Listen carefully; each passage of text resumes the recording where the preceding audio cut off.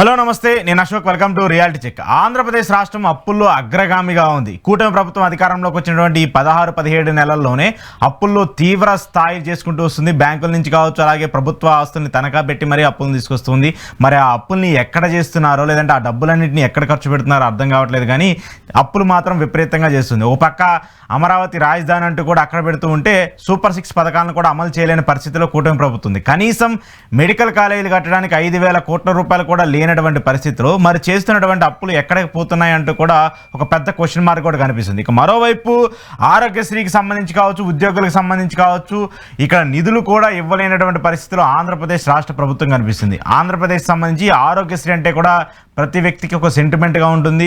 ఎలాంటి అనారోగ్యం వచ్చినా కూడా ఆరోగ్యశ్రీ ఉంది అనేటువంటి ఒక ధైర్యం అయితే ప్రతి వ్యక్తికి ఉంటుంది. అలాంటిది ఆరోగ్యశ్రీని కూడా ఈరోజు ప్రైవేట్ పరం చేసి కనీసం హాస్పిటల్స్కి బకాయిలు కూడా చెల్లించలేనటువంటి పరిస్థితిలో రాష్ట్ర ప్రభుత్వం ఉంది. ఈ అంశాలకు సంబంధించి ఈరోజు ఇంటర్వ్యూలో మాట్లాడదాం. ఇంటర్వ్యూలో నాతో పాటు పార్టిసిపేట్ చేస్తున్నారు కాంగ్రెస్ నుంచి అంబటి రామకృష్ణ గారు. రామకృష్ణ గారు నమస్తే. సో ముందుగా ఆంధ్రప్రదేశ్ అప్పుల ఆంధ్రప్రదేశ్ అయిపోయిందా, లేదంటే గత ప్రభుత్వాన్ని ఈ ప్రభుత్వాన్ని, అంటే గత ప్రభుత్వమే తీవ్ర స్థాయిలో విమర్శలు చేసుకుంటూ వచ్చారు మీరు కానీ వాళ్ళు కానీ అందరూ. ఇప్పుడు ఈ ఏడాదిలోనే అగ్రగామిగా దాటిపోయింది. 5,000 కోట్ల రూపాయలు మెడికల్ కాలేజీలకు కూడా లేవంటున్నారు. మళ్ళీ 2 లక్షలు 3 లక్షల కోట్లతో అమరావతిని బిల్డ్ చేస్తామన్నారు. ఈ పరిస్థితులన్నీ చూస్తున్నప్పుడు ఏం కనిపిస్తుంది? డెఫినెట్గా అప్పులు చేయాల్సిన పరిస్థితి ఈ రాష్ట్రంలో ఏర్పడుద్ది అనే ఉద్దేశంతోనే ఆ రోజు చట్టం తీసుకురావడం జరిగింది. సరే, చట్టం నాకు తెలిసి ఇక్కడ రాజకీయ పార్టీలు మర్చిపోయినాయి, ప్రజలు కూడా మరి మర్చిపోయారో గుర్తుందో నాకు తెలియదు. కానీ సరే, దాన్ని అమలు చేస్తే ఈ రోజు ఆర్థిక పరిస్థితి ఈ రాష్ట్రానికి ఇలా ఉండాల్సిన పరిస్థితి కాదు. సో దాన్ని అడిగే ధైర్యం ఈరోజు ఇక్కడున్న ప్రాంతీయ పార్టీలకు కానీ రాజకీయ పార్టీలకి ఎవరికి కూడా లేని పరిస్థితి. దానికి మనం కంటిన్యూషన్ తీసుకుంటే ఇవాళ మంత్రి గారు చెప్తా ఉన్నారు మెడికల్ కాలేజీ నిర్మాణాలకి, అంటే ఇంక తెగించేశారు వాళ్ళు. మెడికల్ ఎవరు ఎన్నన్నా అనుకోండి, మీరు ఎన్ని పోరాటాలన్నా చేసుకోండి, ఏమన్నా చేసుకోండి, కానీ మెడికల్ కాలేజీలు కట్టడానికి మా దగ్గర నిధులు లేవు. అంటే ఎంత కట్టాలి అంటే గతంలో తీసుకొచ్చిన వాటికి మొత్తం 17 మెడికల్ కాలేజీలకు కూడా లెక్కేసుకుంటే 8,500 కోట్లు ఎంత అవుతుంది. ఒక 5 ఆల్మోస్ట్ ఫినిష్ అయిపోయినాయి, మిగతా ఈ వివిధ దశల్లో ఉన్నాయి. సో 3,500 కోట్లు ఎంతో ఆల్రెడీ ఖర్చు పెట్టడం జరిగింది. ఇంకా 5,000 కోట్లు ఖర్చు పెట్టాలి మిగిలిన అన్ని కంప్లీట్ అవ్వాలంటే. 5,000 కోట్లలో కూడా 60% కేంద్ర ప్రభుత్వం దగ్గర నుంచి వస్తుంది, 40% స్టేట్ కాంట్రిబ్యూషన్. అంటే 5,000 కోట్లలో కూడా వీళ్ళు మొత్తం పెట్టాల్సింది లేదు. 3,000 కోట్లు కేంద్రం నుంచి వస్తే 2,000 కోట్లు ఈ రాష్ట్రం పెట్టాలి. అయినా కానీ మా దగ్గర పెట్టడానికి నిధులు లేవు. కేంద్రాన్ని అడిగే ఉద్దేశం లేదా, తెచ్చుకునే ఉద్దేశం లేదా. శాంక్షన్ అయ్యుండి పిల్లలు చదువుకోవడానికి అవకాశం ఉండి, అదేవిధంగా మెడికల్ కాలేజెస్ కనుక వస్తే పేద వర్గాలు ఎవరైతే ఉన్నారో ఆయా ప్రాంతాల్లో 17 మెడికల్ కాలేజ్ ఎక్కడైతే ఎస్టాబ్లిష్ చేయాలనుకున్నారో 17 హాస్పిటల్స్ వస్తాయి అనుబంధంగా. సో ఆల్మోస్ట్ జిల్లాకు ఒక పెద్ద ప్రభుత్వ ఆసుపత్రి వస్తుంది. సో ఆరోగ్యశ్రీ లాంటివి మనం ప్రభుత్వ హాస్పిటల్స్ ఎప్పుడైతే వచ్చినాయో ప్రైవేట్ వాడికి పంపించి డబ్బులు ఇచ్చేదానికన్నా గవర్నమెంట్ హాస్పిటల్కే పంపించి ఆ ఆరోగ్యశ్రీ నిధుల్ని గవర్నమెంట్ హాస్పిటల్స్కి డబ్బులు ఇచ్చి గవర్నమెంట్ హాస్పిటల్స్ని నీట్గా ఎస్టాబ్లిష్ చేసుకోవచ్చు. సో ఇదేది కాకుండా అవి మొత్తంగా కూడా తమ సొంత వాళ్ళకి పప్పు బెల్లాల్లాగా పంచే ఉద్దేశంతో ఇక మా దగ్గర డబ్బులు లేవు అనే మాట మాట్లాడుతూ ఉన్నప్పుడు వీళ్ళు అధికారంలోకి వచ్చేటప్పుడు ఏం చెప్పారు? డబుల్ ఇంజన్ సర్కార్. కేంద్రంలో బీజేపీ ప్రభుత్వం, ఎన్డీఏ ప్రభుత్వం, రాష్ట్రంలో ఎన్డీఏ ప్రభుత్వం. ఏది కావాలన్నా మేము చేసుకోగలుగుతాం, అది కదా చెప్పింది. మరి కేంద్రంలో ఎన్డీఏ ప్రభుత్వం, రాష్ట్రంలో ఎన్డీఏ ప్రభుత్వం డబుల్ ఇంజన్ సర్కార్ ఉన్నప్పుడు ఇవాళ మా దగ్గర డబ్బులు లేవు, కేంద్రం గ్రాంట్ శాంక్షన్ చేసి ఉన్న కాలేజీలు కట్టుకోవడానికి మా దగ్గర డబ్బులు లేవు అని ఇక్కడ ఎన్డీఏ ప్రభుత్వం మాట్లాడుతూ ఉంటే ఇది నరేంద్ర మోడీకి కూడా అవమానం కాదా? ఆయన కూడా చెప్పాడు కదా, డబుల్ ఇంజన్ సర్కార్, ఈ రాష్ట్రం అభివృద్ధికి నేను కావాల్సినంత తోడ్పాటును అందిస్తాను, నన్ను చూడండి, చంద్రబాబుని చూడండి, పవన్ కళ్యాణ్ చూడండి, మా ముగ్గురిని చూసి ఓటేయండి అని చెప్పారు కదా.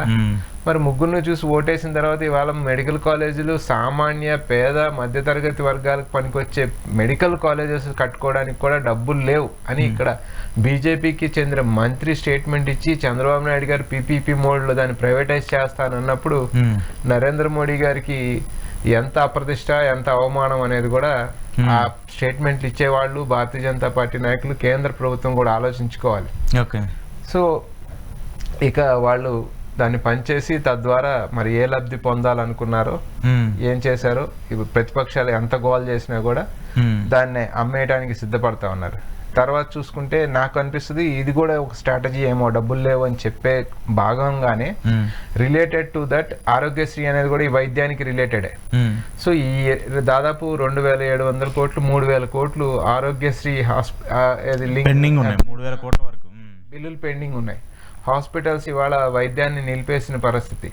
రోగులు తక్షణం ఆపరేషన్ చేయించుకోవాల్సిన వాళ్ళు, లేకపోతే అక్కడ బాగలేని దాని మీద ఆధారపడి ఉన్న పేషెంట్స్ ఎవరైతే ఉన్నారో వాళ్ళందరూ దీనంగా ఎదురు చూస్తూ ఉన్నారు ప్రభుత్వం వైపు నుంచి. అంతకు ముందేమో మేము కొత్త రోగాలు కూడా ఏమన్నా ఆరోగ్యశ్రీ బడ్జెట్ ని పెంచుతాము, ప్రజలకి సౌకర్యాన్ని పెంచుతాము అని హామీ ఇచ్చి ఇవాళ ఆరోగ్యశ్రీని పూర్తిగా అటకెక్కించి ఆ హాస్పిటల్స్ అయితే ఉన్నాయో మొత్తం కూడా వైద్యాన్ని నిలిపేసే పరిస్థితికి వచ్చిన తర్వాత ఈ ప్రభుత్వం అంటే అన్ని కూడా చేతులు ఎత్తేసే పరిస్థితి కనపడతా ఉంది. ఒక్క విషయంలో తప్ప, పంచుకునే విషయంలో తప్ప, ప్రైవేట్ కార్పొరేట్స్ కి దోచిపెట్టే విషయంలో తప్ప. ఇక్కడ 5,000 కోట్లతో హాస్పిటల్స్ కట్టడానికి డబ్బులు లేవు, బట్ ఆ 22,000 కోట్లు ఒక ప్రైవేట్ కంపెనీకి డేటా సెంటర్ కి డబ్బులు వాళ్ళు రాయితీలు ఇవ్వడానికి డబ్బులు వస్తాయి. మరి అంత 22,000 కోట్లు ఎక్కడి నుంచి వచ్చినాయి? మీరు చంద్రబాబు నాయుడు గారు ఎందుకనో కానీ గతంలో ఆయన పరిపాలనకి ఇప్పుడు పరిపాలనకి కూడా పూర్తిగా అసలు డిఫరెన్స్ పూర్తిగా కనపడతా ఉంది. అట్లీస్ట్ ఆ రోజుల్లో కొంత డిసిప్లిన్డ్ గా ప్రిన్సిపల్డ్ గా ఉన్నట్టు కనపడేది. లోపల ఏం జరిగినా బయటికి ఆ ఇంప్రెషన్ అన్నా ఉండేది. ఇప్పుడు అసలు మొత్తం ఇంకా మాకు ఏం లేదు, ఇబ్బంది లేదు, ఇష్టం ఎవడేమన్నా అనుకోనియండి అనే పరిస్థితికి వచ్చేసిన తర్వాత ఈ ప్రభుత్వాలు మరి ఎందుకు నడుపుతా ఉన్నారు, ఎట్లా నడుపుతా ఉన్నారో అర్థం కాని పరిస్థితిలో ఉంది. ఆరోగ్యశ్రీకి డబ్బులు లేవు, కాలేజీలు కట్టడానికి డబ్బులు లేవు. సో ప్రభుత్వాన్ని నడపలేక చేతులు ఎత్తేసిన పరిస్థితి కనపడతా ఉంది. ఉద్యోగాలు వీధుల్లో ఉద్యోగస్తులు గోల్ చేస్తా ఉన్నారు డిఎల్ కోసం, ఐఆర్ల కోసం. వాళ్ళని ఏదో చాటుమాటుగా పిలిపించి మాట్లాడుకోవడమో, బెదిరించేవాడిని బెదిరించడమో, బతిమలాడేవాడిని బతిమలాడటమో, ఆ రకంగా ఏదో తాత్కాలికంగా నిలుపుదల చేసుకున్నారు. కానీ ఉద్యోగస్తులకు ఇచ్చిన వాగ్దానము అట్లే ఉంది పరిస్థితి. ఓవరాల్ గా పరిపాలన పూర్తిగా కుంటుపడింది ఈ రాష్ట్రంలో అనేది డిఫరెంట్ సెక్షన్స్, డిఫరెంట్ సెక్టార్స్ తీసుకున్నప్పుడు మనకు స్పష్టంగా అర్థం అవుతా ఉంది. అశోక్ గారు అంటే సార్ ఇప్పుడు చంద్రబాబు నాయుడు గారిని మనం చూస్తాం, నేను 95 సీఎంని ఇలా చెప్పుకుంటూ వస్తాడు ఆయన ఎప్పుడైనా సరే, నేను CEO టైప్ ఆఫ్ పాలిటిక్స్ చేస్తాను అని చెప్పేసి. చంద్రబాబు నాయుడు గారు ఇప్పుడు ప్రజెంట్ పరిస్థితి వస్తుంటే పార్టీ మీద పట్టుకోల్పోయారా, ప్రభుత్వం మీద పట్టుకోల్పోయారా, అసలు ఆయన విజన్ కనపడుతుంది అక్కడ ఏమన్నా? అంటే ఆ CEO అని ఏదైతే చెప్తా ఉన్నారో, ఆ బ్రాండింగ్ ఏదైతే ఉందో, ఆ మార్కెటింగ్ ఏదైతే ఉందో ఆ రోజుల్లో కొంత చాలా పనిచేసింది. ఎందుకంటే సోషల్ మీడియా లేదు, మీడియానే ఉంది, సోషల్ మీడియా లేదు. ఆ మీడియా ద్వారా తను ఏది చెప్పుకుంటా వచ్చినా కూడా కవర్ అవుతా వచ్చేది.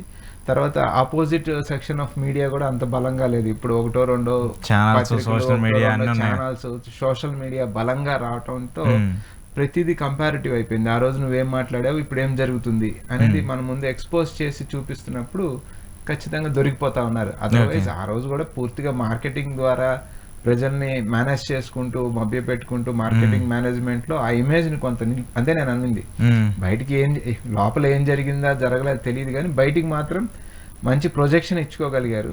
ఇప్పుడు ఆ ప్రొజెక్షన్ కి అవకాశం లేకుండా అన్న మాటని ఆయన నిలబెట్టుకుంటున్నాడా లేదా ఇమీడియట్ గా మనకు కంపారిటివ్ 2 వీడియో క్లిప్లు వస్తున్నాయి. చంద్రబాబు నాయుడు గారు ఏం మాట్లాడారు, ఇవాళ ఏం మాట్లాడారు క్లిప్స్ వచ్చినప్పుడు డెఫినెట్ గా ఆయన వైఫల్యం అనేది స్పష్టంగా బయటపడతా ఉంది. ఓకే ఓకే ఓకే ఇక ఎందుకంటే ఆరోగ్యశ్రీ కూడా అలాంటి ఒక ఎమోషన్ ఉన్నటువంటి ఒక పథకాన్ని కూడా ఈరోజు ప్రైవేటీకరణ చేసి దాన్ని మేము ఇన్సూరెన్స్ కంపెనీలతో టైఅప్ చేసి ఇన్సూరెన్స్లు చేస్తామని చెప్పేసి గొడవ పక్క. ఎందుకంటే ప్రతి ఒక్కరు కూడా నేను నా చిన్నప్పటి నుంచి కూడా చూస్తూ వచ్చాను. రాజశేఖర రెడ్డి గారు తీసుకొచ్చిన తర్వాత అంటే ప్రతి ఒక్కరు కూడా ఆ స్కీమ్స్ని కంటిన్యూ చేయాల్సిన పరిస్థితి ఉంటుంది. ఈరోజు తెలంగాణలో అయినా, ఆంధ్రప్రదేశ్లో అయినా, మిగతా రాష్ట్రాల్లో అయినా దాన్ని ఇక్కడ మనం మోడల్ని తీసుకుని కాపీ చేసుకుని అడ్వాంటేజ్గా మారే పరిస్థితులు ఉన్నాయి. అది ఆరోగ్యశ్రీ అనేది ఆంధ్ర రాష్ట్రంలో తీసుకొచ్చిన తర్వాత దేశవ్యాప్తంగా అన్ని రాష్ట్రాలు తప్పనిసరిగా తీసుకురావాల్సిన పరిస్థితి వచ్చింది.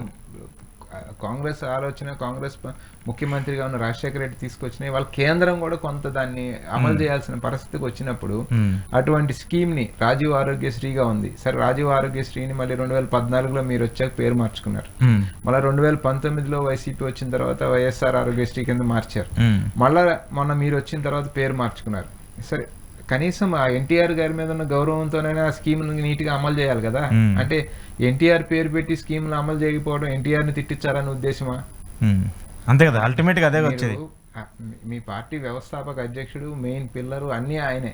సో ఆయన పేరు మీద పేదలకు జరగాల్సిన ఒక మంచి కార్యక్రమాన్ని మీరు బిల్లులు చెల్లించకుండా ఉండి దాని ద్వారా కూడా ఎన్టీఆర్ గారిని తిట్టించే ఒక కార్యక్రమాన్ని చంద్రబాబు నాయుడు గారు పూనుకున్నట్టు కనపడుతుంది. కానీ అదర్వైజ్ ఎన్టీఆర్ గారి పేరు మీద అది పెట్టిన దాన్ని ఈ రకంగా చేస్తారు అని ఎవరైతే ఊహించరు కదా. సో ఆయన పేరు కోసం, ఆయన పేరు నిలబెట్టడం కోసం అయినా సరే దాని బకాయిలు చెల్లించి దాన్ని మంచిగా ముందుకు తీసుకెళ్ళమని విజ్ఞప్తి చేస్తా ఉన్నాం ప్రభుత్వాన్ని. అశోక్ గారు, ఓకే సరే, కంక్లూడ్ చేస్తున్న ఇంకో మెయిన్ పాయింట్ సార్, రేపు బీహార్ ఎలక్షన్స్ జరగబోతున్నాయి. ఆల్రెడీ విపరీతంగా ప్రచారం జరుగుతుంది. కాంగ్రెస్ పార్టీ నుంచి మహాగఠబంధన్కి సంబంధించిన పొలిటికల్ పార్టీస్ క్యాంపెయిన్ చేస్తున్నాయి, ఎన్డీఏ కూడా క్యాంపెయిన్ చేస్తుంది. మొన్న అమిత్ షా గారు క్యాంపెయిన్ చేశారు, నిన్న మోదీ కూడా అక్కడికి వెళ్ళి ప్రచారం చేసుకుంటూ వచ్చారు. రేపమ్మాపో చంద్రబాబు నాయుడు గారు కూడా వెళ్ళబోతున్నారు. ఎందుకంటే వీళ్ళు కూటమిలో భాగంగా ఉన్నారు కాబట్టి, ఎన్డీఏ కూటమిలో భాగంగా ఉన్నారు కాబట్టి అన్ని రాష్ట్రాల్లో, మహారాష్ట్రలో ఎలక్షన్ జరిగిన చంద్రబాబు నాయుడు గారు, పవన్ కళ్యాణ్ గారు వెళ్ళారు. లేదంటే నెక్స్ట్ హర్యానాలో ఎలక్షన్ జరిగిన, ఇలా చాలా ప్రాంతాల్లో, ఢిల్లీలో జరిగినా వెళ్ళి ప్రచారం చేసుకుంటూ వచ్చారు. బీహార్ కూడా రేపు చంద్రబాబు నాయుడు గారు కూడా దానికి సంబంధించి కూడా రూట్ మ్యాప్ని బీజేపీ ఇచ్చింది. సో అక్కడ చంద్రబాబు నాయుడు గారు వెళ్ళి అక్కడ ప్రచారం చేయబోతున్నారు. ఏంటి కాంగ్రెస్ పార్టీ లీడర్గా మీరేం చెప్తారు? ఒకటి, వీళ్ళకి ధైర్యం ఏంటంటే, సరే ఏ రాష్ట్రానికి వెళ్ళినా మనం ఏమైనా కానీ election commission Bharatiya Janata party మనం చూసుకుంటుంది, గెలిచి వస్తాం, డబ్బా కొట్టుకోవచ్చు అనే ఒక ధైర్యం వీళ్ళకి ఉందనుకుంటా. అది పక్కన పెడితే చంద్రబాబు నాయుడు గారు ఏం చెప్దామని, ఏం సాధిద్దామని బీహార్ వెళ్తున్నారు అనే దానికి ముందు ఒకసారి ఆత్మ పరిశీలన చేసుకుంటే, బీహార్కి నరేంద్ర మోడీ గారు 2020 ఎలక్షన్స్ అప్పుడు ఒక పెద్ద వేలం పాట పాడారు. 1,25,000 కోట్ల ప్యాకేజీని ప్రకటించి, మీకు 2020లో గనక ఎన్డీఏ ప్రభుత్వాన్ని బీహార్లో తీసుకొస్తే ఆ ప్యాకేజీ ఇస్తాను అని అక్కడ ఒక వేలం పాట పాడటం జరిగింది. అదేవిధంగా ఆంధ్ర రాష్ట్రానికి కూడా ఆల్రెడీ మనకి చట్టం ఉంది, ఏది విభజన హామీలు చట్టం. వెళ్ళి చెప్తాడా, మీ ప్యాకేజీ రాలేదు, మాకు చట్టం అమలు కావట్లేదు, నరేంద్ర మోడీని నమ్ముకుంటే ఇలా జరిగింది, మీకు రాదు మాకు రాదు, ఏమీ లేదని చెప్తారా? లేదు, ఇప్పుడు ఇందాక చెప్పిన ప్రైవేట్, అదే ప్రభుత్వ మెడికల్ కాలేజీలు, మాకు 17 మెడికల్ కాలేజీలు శాంక్షన్ అయితే గత ప్రభుత్వం ఒక 5 కడితే మిగిలిన మేము కట్టాలి, దానికి ఒక 5,000 కోట్లు ఖర్చు అవుద్ది.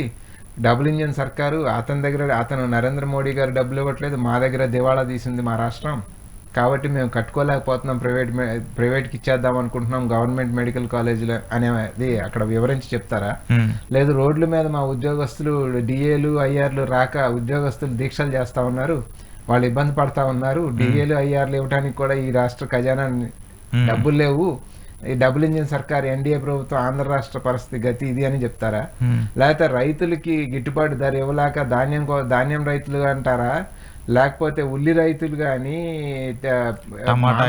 మామిడి రైతులు కానీ, టమాటో రైతులు కానీ, బంతిపూలు హార్టికల్చర్ రైతులు కానీ మనం చూసాం, వాళ్ళ రోడ్ల మీద పంటలు రోడ్ల మీద పారబోసాం చూసాం.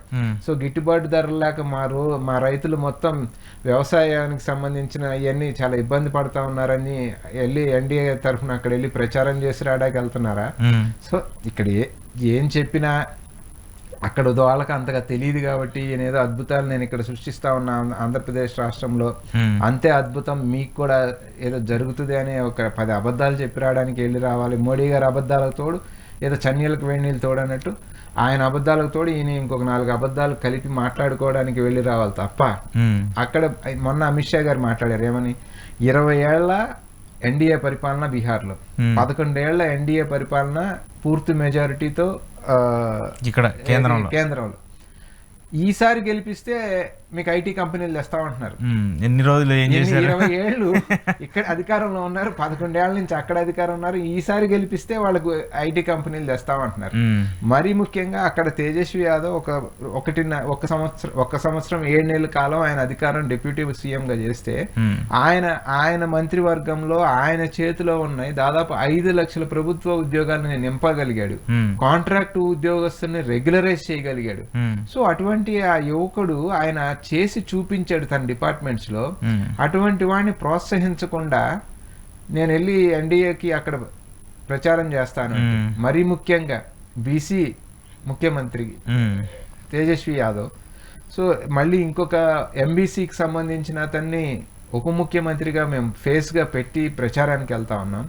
సో అటువంటి యువకుల యొక్క భవిష్యత్తుని దెబ్బ కొట్టడం కోసం ఆ అబద్ధాలతో పాటు నా అబద్ధాలు కూడా కలిపి ప్రచారం చేస్తాను అన్నప్పుడు ఈ ఆంధ్ర రాష్ట్రంలో ఉండే బీసీలు ఎవరైతే ఉన్నారో తేజస్వి యాదవ్కి వ్యతిరేకంగా ప్రచారం చేయడానికి చంద్రబాబు నాయుడు వెళ్తున్నప్పుడు వీళ్ళకి ఏమన్నా ప్రేమ చంద్రబాబు మీద టీడీపీ మీద ఉంటే కొంచెం ఆలోచించుకోవాలి. తేజస్విని ఓడించడానికి లాలూ ప్రసాద్ యాదవ్ కొడుకు తేజస్వి యాదవ్ని ఓడించడానికి చంద్రబాబు నాయుడు బీహార్కి వెళ్ళి ప్రచారం చేస్తానన్నప్పుడు ఇక్కడున్న బీసీలు అర్థం చేసుకోవాలి. అశోక్ గారు చూద్దాం మరి అక్కడికి వెళ్ళి ఆయన ఏం ప్రచారం చేస్తారో ఏం మాట్లాడతారో అనేది కూడా ఇంపార్టెంట్గా మారబోతుంది. ఆ తర్వాత మళ్ళీ మనం మాట్లాడదాం. Thank you sir, thank you very much. ఇది అంబటి రామకృష్ణ గారితో ఈరోజు స్పెషల్ రియాలిటీ చెక్. చూస్తూనే ఉండండి ఈహాటి.